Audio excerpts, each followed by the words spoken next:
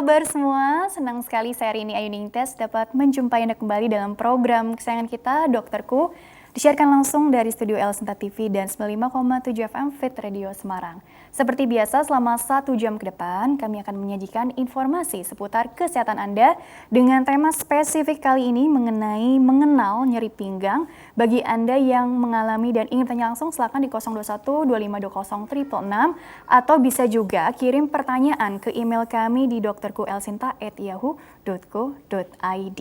Dan hari ini pemirsa, kita kehadiran untuk pertama kalinya dengan Dr. Andino Zaftra, SPOTK Spine. Beliau adalah dokter spesialis bedah ortopedi, konsultan tulang belakang dari Rumah Sakit Hermina Bekasi. Kita sapa dulu Dr. Andino yang sudah hadir di samping saya. Assalamualaikum warahmatullahi wabarakatuh, dokter. Waalaikumsalam warahmatullahi wabarakatuh. Apa kabar, dokter? Baik, alhamdulillah. Alhamdulillah. Dokter, apalagi nyeri pinggang enggak kan? Oh enggak. Oh enggak ya? Jangan sampai ya, dok ya. Tapi pasti pernah nggak, dok, mengalami nyeri pinggang? Pernah. Pernah ya, dok. Dan ya? saya termasuk pasien mungkin ya. Jadi yang seperti sudah ada pepatah ya.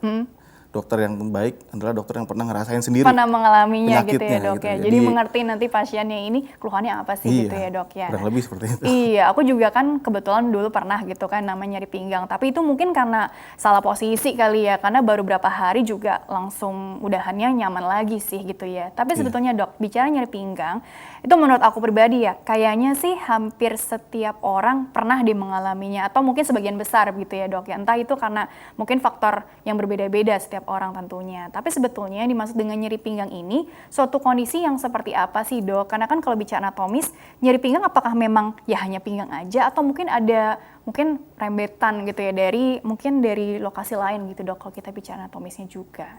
Oke, terima kasih Mbak Rini. Jadi adapun nyeri pinggang itu sendiri secara bahasa kan berarti nyeri yang ada di pinggang ya.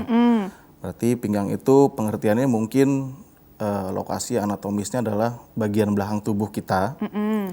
Mungkin batasnya pinggang bawah adalah dari pusar lingkar perut, di antara lingkar perut atau pusar sampai ke bagian atas dari belahan bokong gitu ya.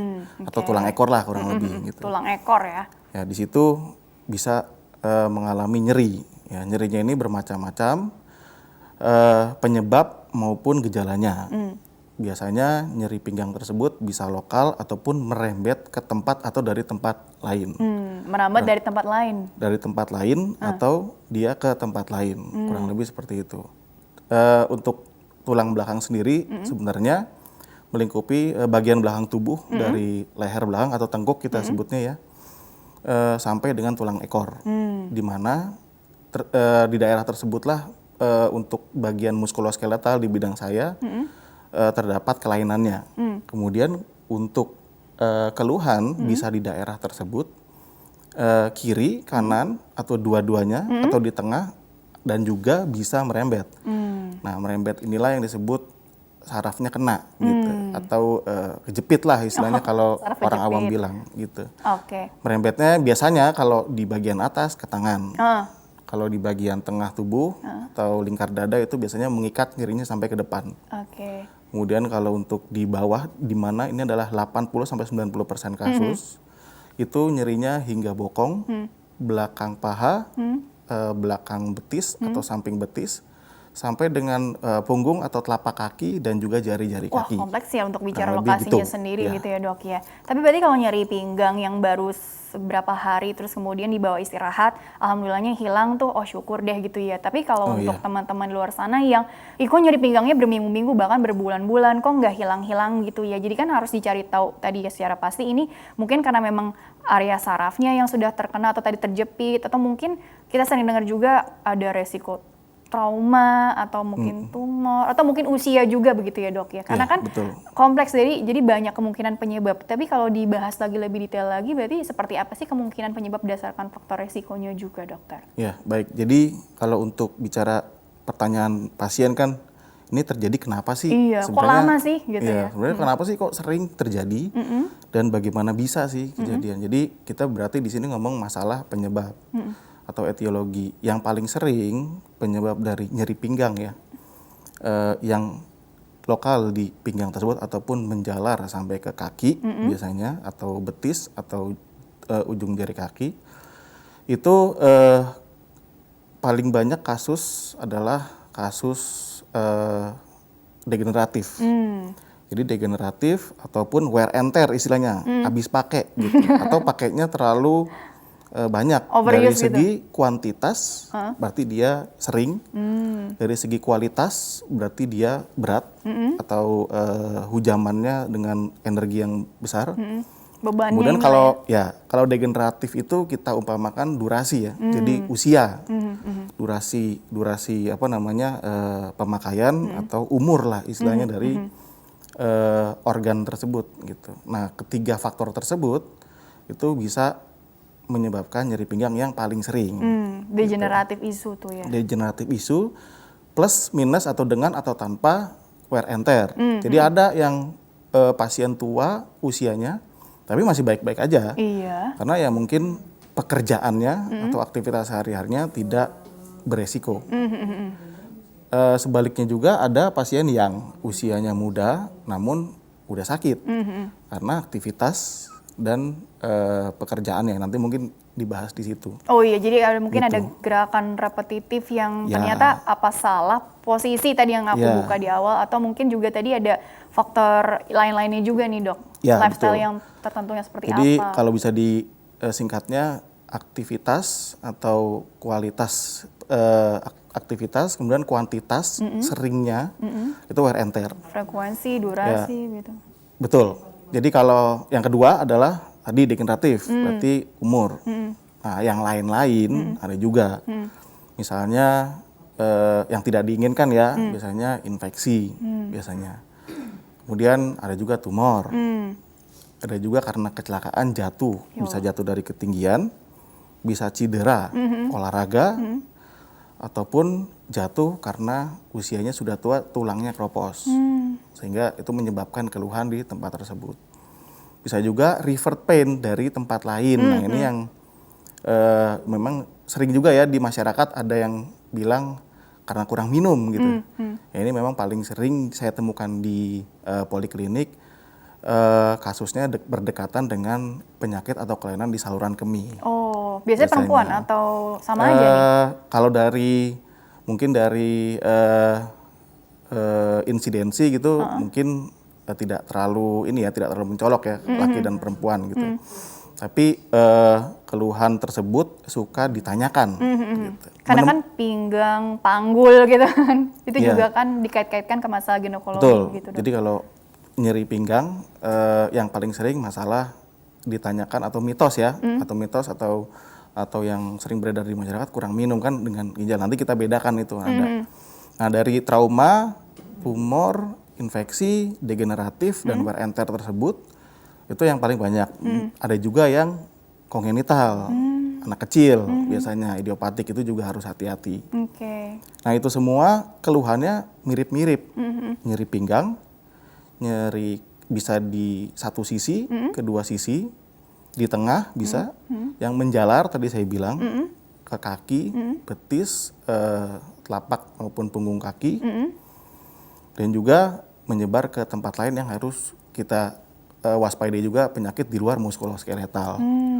Gitu. Jadi nanti silakan apabila ada keluhan yang tidak kunjung hilang dan tidak mengenakan, saran saya untuk berobat ke dokter di lingkungan masing-masing. Gitu. Karena kan tadi ini nyerinya sudah berapa lama sih, kemudian ini menjalar atau tidak begitu ya dok ya, seberapa parah, kemudian kan biasanya orang apa sih inisiatif minum obat ini atau diurut atau apa gitu ya dok ya. Kan tapi kan belum tentu sesuai dengan penyebabnya ya dok ya, sehingga tadi butuh pemeriksaan khusus, mungkin pemeriksaan langsung, biasanya kan gini, ke bedah saraf atau ke dokter saraf atau mungkin ke ortopedi atau ke mana sih, yang ke subspesialis mana sih, itu kan kadang-kadang suka bingung juga nih dok gitu kan. Jadi sebenarnya langkah awalnya tuh bagaimana sih supaya kita nggak salah, karena kan mungkin udah ada keluhan, terus kita memikirkan bagaimana langkah selanjutnya begitu supaya tidak buang-buang waktu juga gitu kan, perjalanan penyakit juga terus berlanjut begitu dok. Oke, baik. Jadi kalau sebenarnya kita bicara masalah idealisnya ya sakit sebaiknya segera pergi ke dokter terdekat. Perginya kemana ya nanti biasanya di rumah sakit masing-masing itu ada triase namanya atau dokter general practitioner atau dokter umum yang akan mengarahkan karena kan harus dianamnesa atau ditanya-tanya penyakit tersebut mengarah kemana. Belum tentu juga ke ortopedi, belum tentu juga ke bedah syaraf atau syaraf, dokter syaraf. Bisa mungkin kelainannya dari tempat lain, dari usus misalnya pankreas atau empedu yang mungkin nanti ke arah penyakit dalam bisa. Kemudian tadi yang sudah kita bahas tentang batu ginjal gitu ya, batu kurang minum kemih, tadi ya. bisa ke dokter urologi atau bedah urologi. Jadi untuk pergi kemananya, yang pertama sih satu, nggak usah takut sebenarnya pergi ke dokter karena memang apabila benar penyakitnya di muskuloskeletal atau spine, 80% itu bisa sembuh tanpa tindakan, gitu ya. Asal jangan terlambat, makanya jangan takut. Ditakutkan kan kalau kita takut menunda, masalahnya begini, penyakit ini itu kurang lebih kalau pertama kali mengalaminya, itu sekitar 2-3 minggu, insya Allah akan hilang biasanya. Nah itu yang membuat pasien merasa, oh udah oke, gitu. Nggak apa-apa sih, tapi kan at least nice to know lebih baik, gitu. Karena apa? Karena memang yang harus operasi biasanya rata-rata ya datangnya terlambat, gitu. Karena ya memang merasa sudah sembuh atau memang ada orang yang pekerja keras istilahnya ya, sakit nggak dirasa gitu. Bandel gitu ya dalam tanda kutip. Ya kuat lah badannya gitu bisa dibilang gitu. Iya, Oke, dokter kita jeda dulu sebentar ya. Nanti Oke. dilanjutkan di segmen selanjutnya lebih detail lagi seperti apa Iya, ya. iya. Oke, baiklah pemirsa jangan kemana-mana, tetaplah bersama kami. Kami akan kembali sesaat lagi.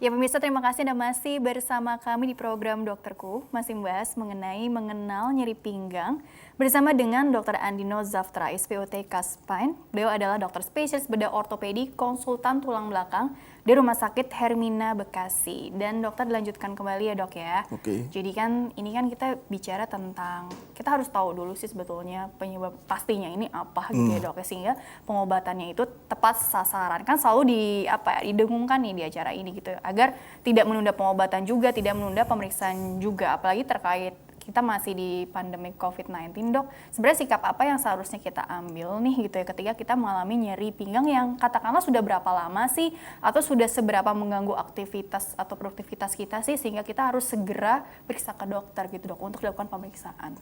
Oke, jadi ini kita bicara mengenai khusus di masa pandemi ini. Masa pandemi ini mengakibatkan memang banyak pasien yang takut. Hasilnya biasanya kita sering mendapat WA ya dari pasien atau kerabat yang mungkin takut ke rumah sakit gitu. Sebenarnya sih kalau menurut saya memang masalahnya penyakit itu kan memang bisa ditunda gitu ya, bukan darurat. Tapi kan pandemi ini masalahnya ya seperti kita ketahui bersama sampai kapan memang belum tahu. Jadi penyakit itu bisa ditunda tapi berapa lama itu kan ada batasnya kurang lebih. Jadi kita ngomong masalah tenggang waktu aja. Jadi memang indikasi salah satunya untuk pergi ke dokter adalah rasa sakit atau keluhan yang tidak kunjung hilang. Apabila sudah mencoba istirahat gitu ya. Kemudian ada beberapa mungkin orang yang langsung pasien yang mengkonsumsi obat anti nyeri gitu. Itu tidak hilang, penyakitnya kurang lebih 2-3 minggu itu biasanya Lama dong. ya harusnya di tenggang waktu atau durasi waktu tersebut sudah berkurang minimal gitu yang tadi saya katakan atau alhamdulillah bisa hilang gitu. Nah apabila 2 minggu atau lebih itu tidak hilang, sarannya nggak apa-apa ke rumah sakit atau dokter terdekat karena kan di sana juga pasti ada protokol ya gitu. Asal tidak membawa anak-anak gitu dan perginya juga sendiri atau mungkin ya ditemani satu orang gitu. Itu masih boleh.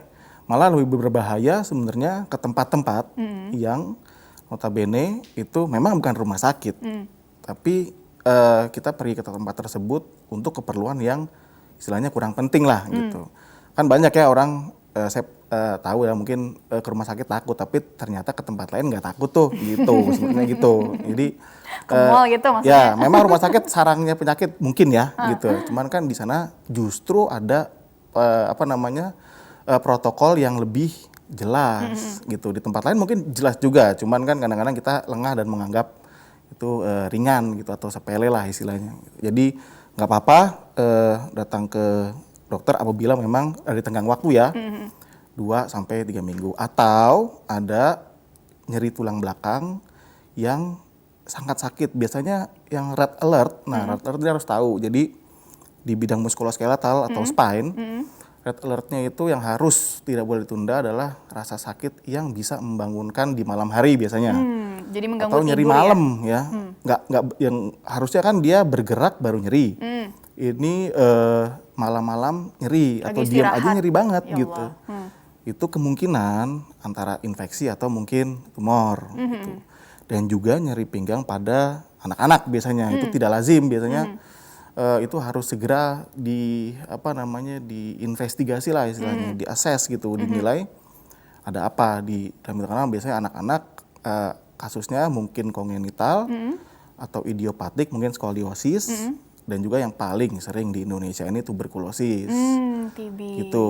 Jadi spondilitis TB ya, itu di Indonesia masih banyak sekali, dan ya itu kalau bisa tidak ditunda. Yang lain mungkin bisa gitu. Jadi sebenarnya kalau dipikir-pikir nyerinya itu sendiri tadi ada yang memang berlangsung kronis gitu ya dok, ada juga yang memang akut gitu ya dok ya. Awalnya mungkin seperti nggak ada trigger apa-apa, tapi kok spesifik tahu-tahu ya kesannya gitu ya dok ya. Jadi itu karakteristiknya yang tadi red alertnya. Red alert tuh berarti kasusnya infeksi, tumor, atau pada anak-anak, atau mungkin kecelakaan lah ya. Kalau kecelakaan jatuh gitu dari 3 meter, 2 meter ya pergilah ke rumah sakit, tidak apa-apa gitu. Karena itu memang keuntungannya pergi ke rumah sakit melebihi mungkin kerugiannya gitu. Jadi kita masih resikonya masih lebih sedikit lah dibanding kita nggak pergi ke rumah sakit atau ke dokter tapi ternyata ada penyakit-penyakit yang tidak diinginkan itu, yang red alert gitu. Terus tadi datang pasien, maaf dok, datang sudah kondisi terlambat. Nah kalau yang bisa dibilang terlambat tuh maksudnya memang sudah ada komplikasi yang jadi jauh lebih mencemaskan, artinya akan mengganggu, mungkin nanti dia bisa jalan ke depannya nanti seperti apa, atau mungkin penyakit yang lebih serius lagi begitu dok. Jadi untuk yang tadi red alert, apabila terlambat pasti akan ada ancaman. Ancamannya itu paling ringan ya sembuhnya tidak sempurna gitu. Jadi kualitas hidup lah kurang oke gitu, kurang baik. Yang kedua ancamannya adalah ancaman yang terjadi pada saraf itu sendiri dan juga yang dilibatkannya, yaitu apa biasanya? Saraf itu kan punya 3 komponen. Satu motorik, kekuatan berarti. Kalau dia terjadi sesuatu yang tidak reversible, berarti kekuatan ototnya tidak bisa kembali. Ya alias atau dengan kata lain lemah atau lumpuh gitu. Tapi memang jangka waktunya beda-beda tergantung etiologi ya gitu. Yang kedua masalah komplikasi selain motorik juga sensorik. Kalau sensorik itu berarti nyeri, kesemutan, kebas. Kesemutan. Ya, kesemutan, kebas, nyeri, kemudian kram, bahasanya beda-beda. Apabila sembuhnya tidak optimal, nanti itu terganggu terus. Ini biasanya yang kesemutan atau dan lain-lain itu yang daerah telapak atau? Oke, jadi ya betul. Jadi untuk gejala nanti kita bicarakan. Yang terakhir tadi juga masalah otonom. Ini yang paling krusial sih sebenarnya. Jadi otonom tuh mengenai buang air besar, buang air kecil. Ya apabila tidak bisa kembali lagi atau irreversible, terlambat dalam tanda kutip tadi, ya bisa membuat gangguan. Jadi fungsi itu ya merepotkan lah istilahnya. Iya, terganggu lah kualitas hidup kita ya. Ya, yang ketiga secara tidak langsung mungkin nyawa ya. Nyawa ya jadi panjang. itu secara tidak langsung itu sih. ya dok gitu. Ya, betul. Coba disapa dulu lagi dok. Sapa dulu bentar ya. Ini ada penelpon masuk nih. Halo. Assalamualaikum. Waalaikumsalam. Ini volumenya di sini bisa dinaikin nggak ya? Atau dari ibunya? Volumenya? Oh iya, sudah Bu, sudah cukup Bu. Maaf ya. Oke, Ibu siapa? Ibu Hadi. Dari daerah mana? Usia berapa? Depok Timur. Usia Bu? Depok Timur depan. Usianya lahiran 44. Wah, berapa tuh lahiran 44? Oke deh, keluhannya 70, apa Bu? Apalnya yang sering ditanya lahirnya sih. Ya. 25 bulan 10 44. Iya, keluhannya kalau begitu Itu silakan. saya punya jari kaki ya, jari kaki kanan, nomor 2 dari jempol, sama nomor 3 itu kalau siang nih, sekarang baru sakit nih, sakit. Tapi kalau malam semua jari lima-limanya sama telapak sampai tungkak ya, tumit ya, sampai tumit itu sakit semua. Dokter ada yang ditanyakan dulu pada Ibu Hadi. Iya. Tadi jari-jarinya ini kan mengalami sakit gitu ya dok, ya nyeri-nyeri gitu. Iya. Ada kaitannya dengan masalah di pinggangnya atau bagaimana dok? Jadi sebenarnya dicoba ditanya. Enggak, dulu lanjut deh, aja dok. dia mungkin. Coba kemudian, ada lagi mungkin yang disampaikan Ibu Hadinya? Sama apa ya? Lupa kalau udah deket tak lupa. Wah, kalau jauh-jauh. begitu lihat dokter Ya, langsung kaki lupa. yang pertama ya inilah kaki yang hari-hari itu kaki. Oke. Kaki, jari itu Mm-mm. 2 jari dari jempol ya, dari kanan, dari kaki kanan, dari 2 dan 3 atau dari kedua sama telunjuk sama tengah ya. Itu yang sering sakit, ini siang ini baru sakit. Terus kalau malam semuanya, lima-limanya malam plus semuanya. selamak sama tungkaknya itu, tumitnya. Ini berarti sudah berapa lama ya Bu ya keluhannya? Udah lama, saya sering ke dokter, ke klinik itu, dia bilang mungkin dari pinggang, ini panggangnya nggak apa-apa, nggak rasa sakit gitu. Oh, tapi pinggangnya sendiri nggak ada keluhan gitu ya? Iya, tapi pinggang ya pokoknya saya kebetulan sering urut ya, sebulan sekali urut. Oh, Pokoknya kalau urut boyoknya pegel urut gitu aja, dikerokin gitu. Tapi ya walaupun nggak sakit saya urut gitu sebulan sekali. Tapi aktivitas sehari-hari berarti di rumah aja ya Bu ya? Atau iya, ada? kan udah tua ya, udah pensiun dah. Iya, oke, pensiunan ya. Oke, dokter ada yang ditanyakan dulu atau bisa langsung beri tanggapan? sakitnya Saran-saran? sebelah doang atau dua-duanya tuh, kanan kiri. Apanya kakinya? Sekali-kali yang kiri juga kena, sekali-kali. Kalau kanan yang terus-terusan, yang pokoknya setiap hari ada rasa yang kanan. Iya. Oke. Itu jari jempolnya itu yang deket kukunya itu dok, itu apa nyeri terus gitu. Khususnya ini yang kedua dan ketiga. Ini sekarang baru sakit nih. Emang di mana sini dokter? Biar Oke, bisa oke. periksa.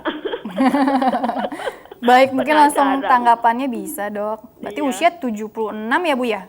Tadi ya kalau nggak salah ya, 1944. Atau berapa tadi? Oke, langsung saja dokter tanggapannya kalau begitu kira-kira seperti apa nih gitu kan saran-sarannya atau kemungkinannya bagaimana? Karena tadi sempat periksa ke dokter katanya, oh ini mungkin dari pinggangnya nih Bu gitu iya, ya dok. Jadi nyeri yang menjalar gitu kan. Bagaimana Iya, dok? baik. Jadi secara garis besar sih sebenarnya tadi kan ditanya ya, ada yang ditanyakan nggak ya? Sebenarnya sih banyak, yang ditanyain tuh banyak gitu. Saya hanya di sini mengacu pada usia, kemudian keluhan dan riwayat tadi berobat ke dokter bilang dari pinggang karena ya ucapan seorang dokter kan dia sudah terstandarisasi ya gitu, kurang lebih tidak akan meleset jauh gitu. Jadi apabila demikian mungkin saya simpel aja, yang paling ringan sebenarnya yang paling mungkin dari seorang usia 70-an 76 ya? 76 adalah suatu poliartritis. Jadi dia nyeri di banyak sendi gitu ya. Kalau tulang belakangan rata-rata sebelah doang rata-rata sih gitu. Dan kok nyerinya biasanya umur segini biasanya kalau memang nyeri tuh konsisten dia. Tidak sekali-sekali muncul gitu ya. Jadi mungkin kalau saya tebak ya, istilahnya kita tebak karena memang di sini kita belum ketemu pasien dan belum ada pemeriksaan. Jadi kemungkinan yang paling mudah adalah poliartritis atau bisa juga kalau jempol biasanya asam urat gitu. Asam urat yang paling sering pada wanita usia 70-an dan nyerinya di ibu jari kaki itu mungkin khas gitu ya. Yang kemungkinan kedua ya tadi dokternya bilang nyeri pinggang, dari pinggang. Nah kan ibunya nanya pinggang saya nggak kenapa-napa. Nah ini kita sebenarnya tadi udah mau dibicarain, cuman ya ini kan edukasi ya mungkin agak panjang. Jadi anatominya itu kita harus membedakan antara nyeri pinggang sama saraf kejepit. Nah saraf kejepit kan ada di pinggang juga, jadi ya mungkin dokternya bilang karena pinggang, ya iya gitu. Dua-duanya bisa jauh, bisa dekat, jadi berdiri sendiri-sendiri tapi biasanya barengan gitu. Bisa nggak tanpa salah satu? Bisa banget. Cuman saraf kejepit doang atau nyeri pinggang doang. Maksudnya ini nyeri pinggang di bidang spine ya gitu. Jadi kalau nyeri pinggang ya penyebabnya itu karena tulang biasanya atau otot atau sendi-sendi pada tulang tersebut mengalami peradangan, sama kayak lutut ada sendinya. Tulang belakang juga ada. Nah, Kayak biasanya tulang, dia ada sendi gitu ya. ya, jadi otot ya, tulang, encok lah bisa dibilang ya, boyok atau nyeri cangkeng kalau orang bilang itu otot gitu. Atau bisa dibilang dia sendinya bisa radang, iritasi, rusak, retak, patah, geser.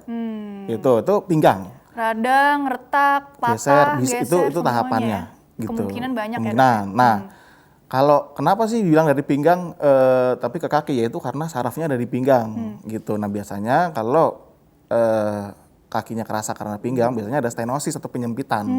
Istilahnya kejepit, tapi kalau anak muda kan HNP ya. HNP itu penyebabnya kejepit dari depan dari bantalan. Kalau orang usia sepuh gitu biasanya penjepitannya dari dua-duanya sih, cuman ada dari belakang. Dari belakang tuh biasanya struktur tulang yang jepit, jadi dia terdesak si sarafnya. Penjepitnya itu biasanya posisinya bisa macam-macam. Nah, posisi yang di foraminal atau di istilahnya di lubang keluarnya akar syaraf mengakibatkan nyeri kaki doang, tanpa nyeri pinggang. Atau mungkin nyeri pinggangnya ada cuman udah sembuh.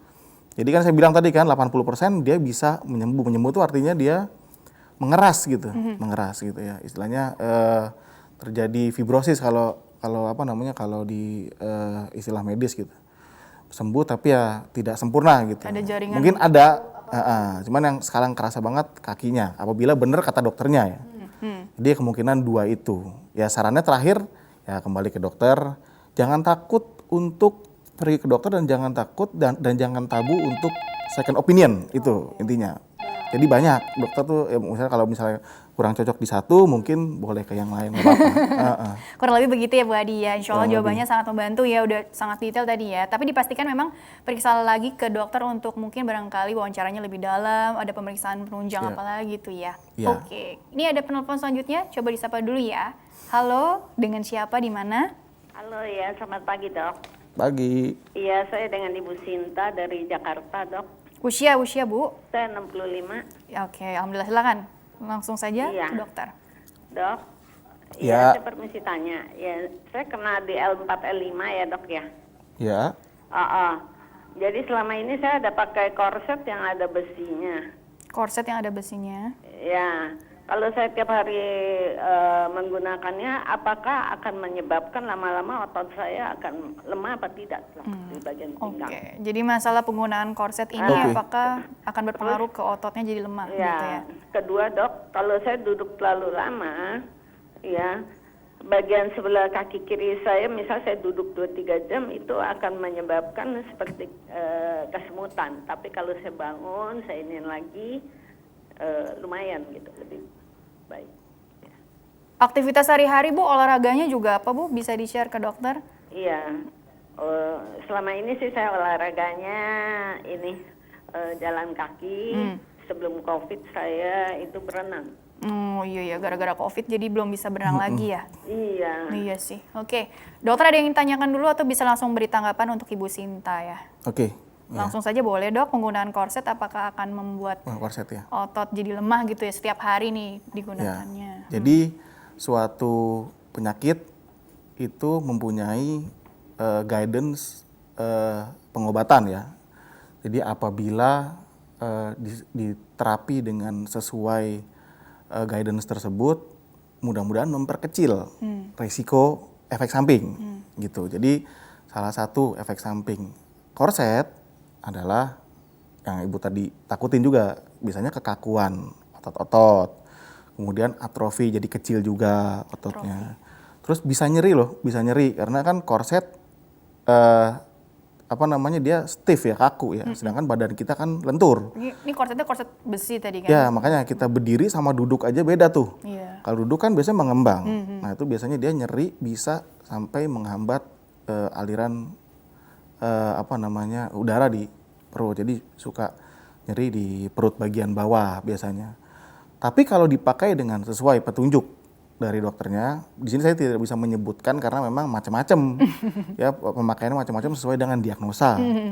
Dan yang saya harapkan memang korset tersebut sesuai dengan diagnosanya. Artinya gini, artinya kalau memang ternyata bisa baik dengan korset gitu, itu akan berjalan sesuai dengan kaidahnya. Tapi kalau misalnya ini kita mengandaikan ternyata sebenarnya ibu ini harusnya operasi, misalnya kan ada kasus gitu ya, ternyata mungkin dari pasien belum setuju atau ada masalah lain sehingga dikorset. Nah itu mau nggak mau nanti mungkin akan lebih ke efek sampingnya, karena kan penyebab utamanya belum beres gitu.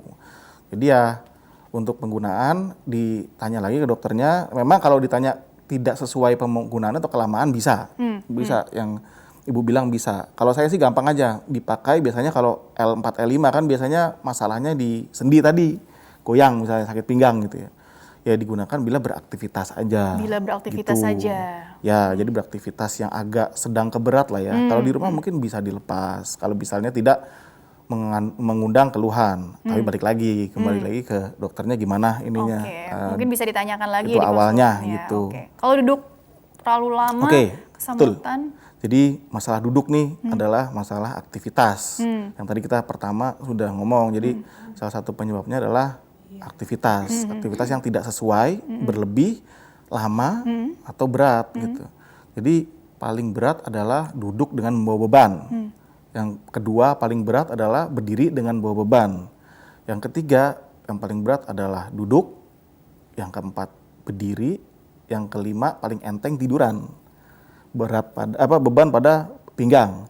Jadi duduk itu termasuk 1,5 kali lebih berat daripada kita berdiri kasarannya. Jadi duduk itu ada waktunya. Dari penelitian sih 30 sampai 45 menit sudah ada harus diselangi berdiri atau tiduran. Ini buat yang lagi work from home ya, gitu kan. Sehingga kalau ibu memang ada keluhan di L4, L5 sebelumnya, ya wajar. Berarti kesemutannya datang gitu. Berdiri hilang. Karena kalau kita duduk, posisi tulang yang di atas dan di bawah, dia menekan ke depan sehingga yang belakang dia nonjol gitu. Nah di situ kesenggol mungkin anatomi sarafnya, sehingga yang tadi saya bilang kalau masalah kena saraf ya ke kaki. Jadi kesemutan sensorik ya, kena sensornya ya gitu itu paling ringan. Sensorik. Ya. Oke. Jadi kalau bicara pengobatan atau treatment memang tergantung dari case-nya apa. Terus tadi ada yang penggunaan korset atau mungkin ada yang operasi tadi arahnya atau mungkin ada yang sering dengar suntik atau bahkan fisioterapi. Tergantung ya dok ya tadi area mana bisa apa sarafnya, apa sendinya, bisa tulangnya, bisa macam-macam tadi ya dok ya. Iya betul. Oke, kompleks ya. Baiklah, nggak cukup dong 1 jam dok, nanti datang lagi ya dok episode berikutnya.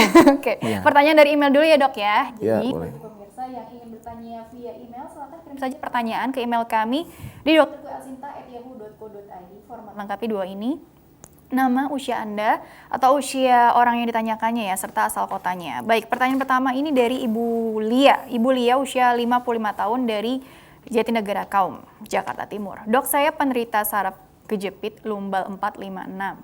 Sudah pernah dioperasi, yaitu suntik di ruang operasi dengan dokter ortopedi. Keluhan saya sampai sekarang masih sakit di area pinggang dan merembet ngilu ke panggul dan paha. Paha tuh ya dok ya, rasanya juga seperti diiris, diiris tulang panggul dan paha. Sebenarnya saya sakit saraf atau artritis, peradangan sendi itu dok ya. Karena seperti mau rontok tulang dan sendinya. Bagaimana mengurangi rasa sakit dan mengobatinya? Saran dokter, mohon responnya. Terima kasih. Ini sebenarnya kalau bicara nyeri itu kan memang balik lagi ke persepsinya masing-masing pasien ya dok ya. Ini seperti diiris tuh istilahnya kan. Ya betul. Kok iya kayaknya kan waduh ngilu tuh ya. Jadi bagaimana dok solusinya untuk Ibu Lia usia 55 tahun dari Jatinegara Kaum? Oke baik. Jadi kalau untuk bicara penanganan gitu ya, penanganan gangguan pada tulang belakang yang secara umum mungkin dikeluhkan oleh sebagian besar pasien, itu ada 3 tahap sih sebenarnya. Yang pertama adalah ya konservatif gitu ya. Konservatif itu istirahat, diistirahatkan, kemudian mungkin ke dokter dikasih obat antiinflamasi gitu ya. Kemudian yang kedua dengan fisioterapi, jadi dia dibantu dengan fisioterapi ya. Biasanya Pasien-pasien yang udah sembuh tapi keluhan sisa masih ada, biasanya dilakukan fisioterapi. Yang ketiga itu ya tindakan ya. Nah tindakan ini kita kadang-kadang membaginya, suntik tuh masuknya tindakan. Maka tadi kan dia pasiennya Sudah kurung pernah operasi tindakan, ya. gitu. Jadi sebenarnya ya semua tindakan itu bisa dibilang operasi gitu ya. Cuman untuk membaginya biasanya kita tindakan itu suntik misalnya salah satunya. Yang kedua ya bisa operasi. Operasi juga bisa, ada lagi bisa dibilang tindakan minimal invasif atau operasi Makin yang canggih ya. tidak yang teknologi terkini ya gitu ya. Ya mungkin buat pasien bisa dikategorikan tindakan gitu. Gitu. Nah, tindakan suntik itu memang salah satu betul untuk untuk menghilangkan atau mengobati atau mentreatment ya, tapi kadang-kadang ada dua nih yang menyebabkan keluhan masih ada ya. Yang pertama memang penyakitnya sebenarnya lebih advance atau pasiennya bandel. Ya istilahnya kita melakukan perbaikan misalnya elektronik gitu ya, kena air gitu. Tapi kalau udah bener kan kecebur air lagi rusak lagi ya gitu. Jadi kemungkinan itu dua. Nah, bandelnya apa sih artinya ya? Harusnya sih seorang dokter dari ibu ini sudah memberikan penjelasan what to do and what not to do-nya. Karena suatu pengobatan diakhiri dengan itu gitu. Nasihat untuk boleh atau tidak bolehnya. Apabila dari kedua hal ini sudah dijalani ya mungkin ibu harus pergi ulang ke dokternya, ditanyakan lagi kok masih sakit gitu. Kurang lebih begitu ya. Apa memang penyakitnya atau memang mungkin didukung dengan lifestyle-nya yang seperti apa juga ya. Tadi ada PR-PR dari dokternya ini udah dijalankan dengan optimal atau belum gitu ya. Jadi evaluasinya nanti mungkin bisa konsul lagi ke dokter yang menangani Bu Lia langsung gitu ya. Oke, dokter, insya Allah jawabannya tadi sangat membantu Bu Lia. Kita jeda dulu, nanti lanjutkan di segmen terakhir ya dok ya. Baiklah, pemirsa jangan kemana-mana, tetaplah bersama kami. Kami akan kembali setelah pesan-pesan berikut ini.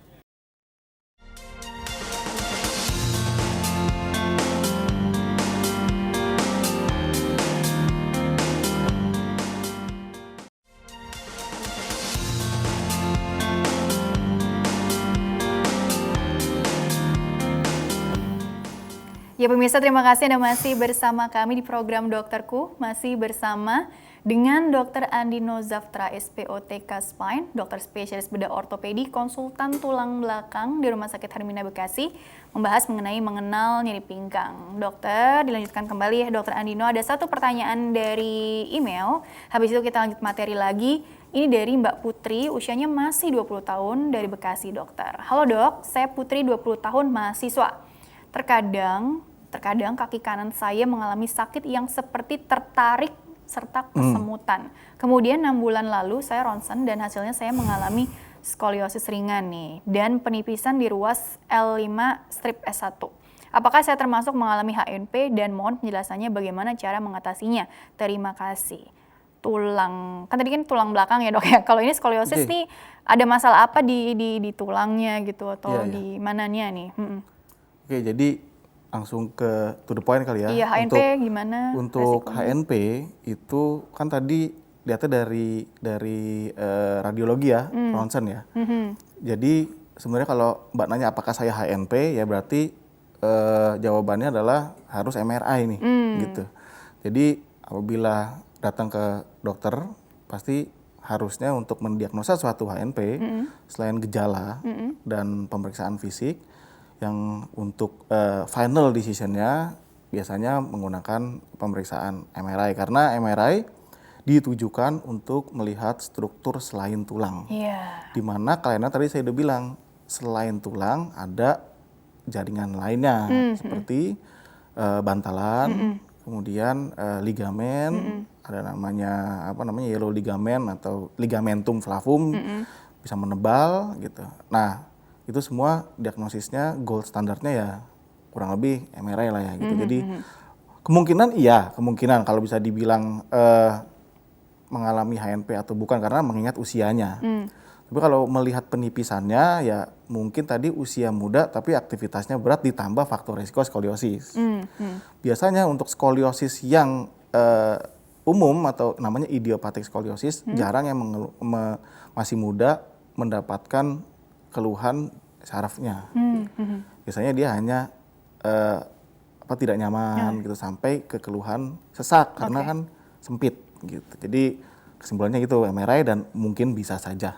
Oh gitu. iya, tapi memang kalau untuk bicara memastikan atau penegakan diagnosa dan penyingkiran ya dok ya, penyingkiran segala kemungkinan tuh memang ini kan baru ronsen ya dok ya, mungkin MRI tadi untuk lebih detailnya lagi, karena tadi kan area mana nih, lokasi mana yang terkena dan solusinya seperti apa gitu ya, kurang lebih seperti itu. Dok, ngomong-ngomong soal pemeriksaan tadi, apakah itu juga jadi standar emas juga dok untuk istilahnya kita mencegah nih, kita tahu kita punya faktor resiko ya. Mungkin nyerinya udah sering atau hilang timbul gitu ya, atau kronik lah ya. Nah itu udah jadi standar emasnya dengan MRI tadi untuk mencegah sesuatu yang jauh lebih buruk. Dan juga nanti sekaligus tadi dokter bilang kan biasanya kalau udah dikasih arahan, treatment, terus juga ada saran-saran edukasi ke pasien. Ini yang boleh dilakukan dan nggak boleh dilakukan untuk sementara gitu ya dok ya, untuk meningkatkan kualitas hidup juga, untuk mengurangi nyerinya juga. Jadi secara umum gambarannya seperti apa? Secara umum tadi kita udah sebutkan penyebab yang tersering di luar infeksi, tumor, di luar kongenital dan di luar trauma jatuh adalah aktivitas dan usia. Yang bisa dirubah aktivitas, usia tidak bisa. Kemudian ada juga epidemiologi, jenis kelamin nggak bisa dirubah. Jadi laki-laki memang ya usia, jenis lebih kelamin sering gitu ya. Kemudian tinggi badan juga pengaruh. Kadang-kadang kalau dia tinggi, kadang-kadang dia lebih rentan. Atau berat itu nggak bisa dirubah itu. Berat nggak bisa badan dirubah. segala macam. Nah, yang bisa dirubah adalah pekerjaan, aktivitas, dan berat badan. Kalau aktivitas, ya aktivitas yang pertama tidak melibatkan duduk dalam jangka waktu lebih dari 45 menit sih sebenarnya ya. Jadi ini mungkin juga edukasi untuk di sekolah. Mungkin murid-murid kan zaman dulu kita kalau sekolah 1 jam pelajaran itu kan bisa nyambung ya. Berdiri aja mungkin nggak boleh gitu. Jadi ada baiknya gitu. ya. Sekarang kan di aplikasi smartwatch gitu kan di handphone juga ada tuh pengingat kita harus berdiri, dan juga mungkin sudah ada ya banyak campaign ya untuk ketika kita kerja gitu ya udah duduk mungkin 45 menit, 1 jam tuh wajib berdiri dan stretching. Berdirinya nggak usah lama-lama, mungkin hanya 5 menit ya, bisa jalan ke toilet, bisa bikin makanan atau segala macam. Makan, sholat, macam-macam ya. deh. Karena yang paling bisa mengakibatkan keluhan atau kelainan adalah duduk dengan posisi statis yang lama. Selain itu juga posisi yang lain, misalnya terlalu banyak tiduran, juga tiduran ya, biasanya tiduran yang twisting, miring atau tengkurap.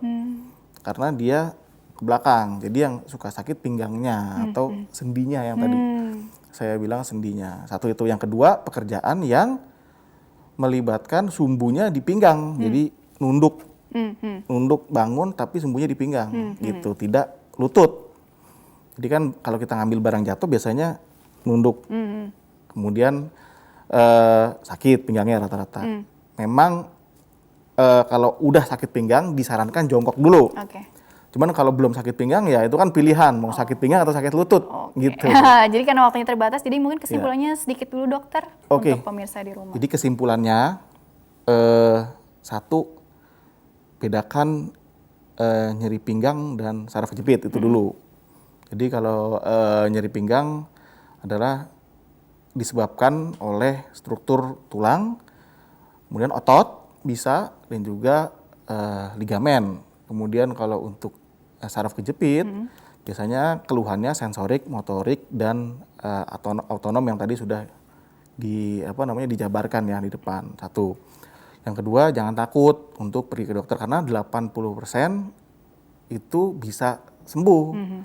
Ya, asalkan jangan telat tadi saya bilang. Kalau kita nggak ke dokter malah nanti tidak mendapatkan informasi. Mungkin di sini kan saya bisa menjelaskan, cuman kan ada beberapa orang mungkin yang nggak nonton atau apa, kan dia menganggap wah nanti takut, misalnya takut dioperasi atau takut apa itu nggak usah takut, insya Allah bisa Ya. hilang harusnya gitu. Apabila ada hal yang lain mungkin di luar itu. Oh gitu. iya, baik dokter, terima kasih telah berbagi ilmunya di sini ya. Insya Oke, Allah sama-sama, membawa Mbak. banyak manfaat Ya, untuk insya orang Allah, banyak. amin. Sukses selalu, berkah selalu untuk dokter ya. Iya. Iya, baiklah pemirsa, terima kasih juga Anda telah mengikuti program ini. Saya Rini Ayu Ningtyas beserta seluruh program tugas mohon undur diri dari hadapan Anda. Sekian, sampai jumpa.